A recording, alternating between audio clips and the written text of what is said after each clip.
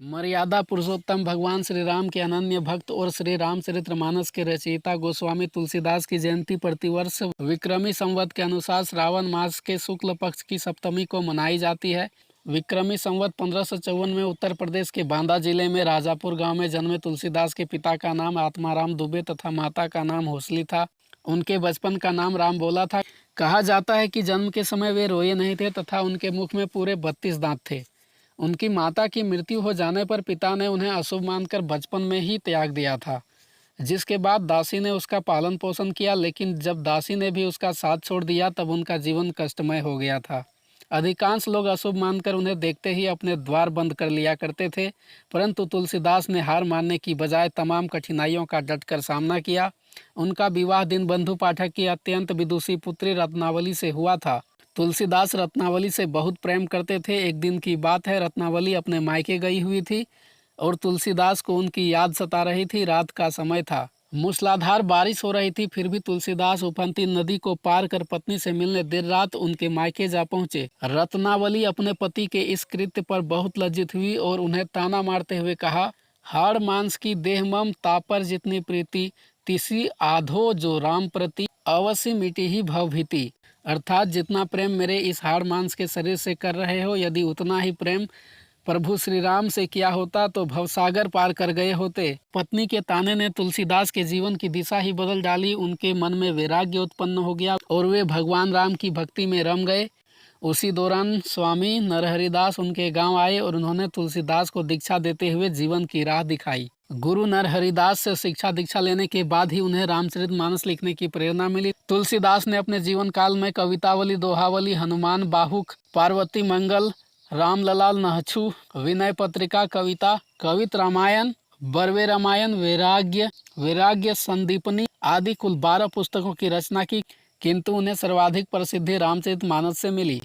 जब उन्होंने रामचरितमानस की रचना की थी, उस जमाने में संस्कृत भाषा का प्रभाव बहुत ज़्यादा था। इसलिए आंचलिक भाषा में होने के कारण शुरुआत में इसे मान्यता नहीं मिली, लेकिन सरल अवधि भाषा में होने के कारण कुछ ही समय बाद यह ग्रंथ जन जन में लोकप्रिय हो गया। इसी कारण तुलसीदास को जन जन का महाकवि और कविराज माना जाता है। अवधि विशेषकर उत्तर भारत में जनसाधारण की भाषा है। कुछ विद्वान तुलसीदास को संपूर्ण रामायण के रचयिता महर्षि वाल्मीकि का अवतार भी मानते हैं। महर्षि वाल्मीकि द्वारा संस्कृत में रचित रामायण को आधार मानकर ही तुलसीदास ने रामचरितमानस की रचना सरल अवधि भाषा में की थी।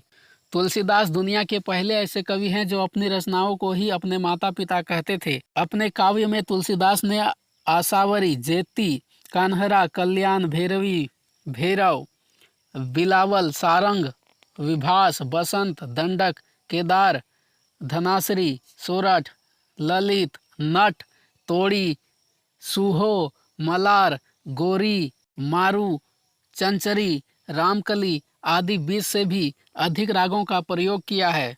तुलसीदास का संपूर्ण जीवन राममय रहा और अपने महाकाव्य रामचरितमानस के जरिए उन्होंने भगवान श्री राम की मर्यादा, करुणा, दया, शौर्य, साहस और त्याग जैसे सद्गुणों की व्याख्या की। उन्हें मर्यादा पुरुषोत्तम का स्वरूप दिया। रामचरितमानस के जरिए उन्होंने समूची मानव जाति को श्री राम के आदर्शों से जोड़ते हुए श्री राम को जन जन का राम बना दिया। रामचरितमानस के जरिए उन्होंने इस राम काव्य को भारतीय संस्कृति का प्राण तत्व बना दिया। तुलसीदास के अनुसार तुलसी के राम सब में रमते हैं। वे नैतिकता, मानवता, कर्म, त्याग तथा लोक मंगल की स्थापना करने का प्रयास करते हैं। उन्होंने रामचरितमानस को माध्यम बनाकर समस्त भारतीय समाज को भगवान श्री राम के रूप में ऐसा दर्पण दिया है जिसके सामने हम सभी आसानी से अपने गुणों अवगुणों का मूल्यांकन करते हुए श्रेष्ठ इंसान बनने की ओर प्रवृत्त हो सकते हैं। तुलसीदास को गोस्वामी क्यों कहा जाता है, यह जानना भी दिलचस्प है। गोस्वामी का अर्थ है इंद्रियों का स्वामी, अर्थात जिसने अपनी इंद्रियों को वश में कर लिया हो, यानी जितेंद्रिय। तुलसीदास पत्नी के धिक्कारने पर सांसारिक मोहमाया से विरक्त होकर सन्यासी अर्थात गोस्वामी हो गए थे। इसी परिप्रेक्ष्य में उन्हें गोस्वामी की उपाधि से विभूषित किया जाने लगा। उनका कहना है कि संतों का संग किए बिना ज्ञान की प्राप्ति नहीं होती और सत्संग तभी मिलता है जब प्रभु राम की कृपा होती है। बिनु सत्संग विवेक न होई, राम कृपा बिनु सुलभ न सोई। उनका कहना था कि संत और असंत दोनों एक ही संसार में एक साथ जन्म लेते हैं, लेकिन दोनों के गुण जल में ही उत्पन्न होने वाले कमल और जौं की भांति भिन्न भिन्न होते हैं। संत इस संसार से उबारने वाले होते हैं, जबकि असंत को मार्ग पर धकेलने वाले। संत अमृत की धारा है तो असंत मदिरा की साला।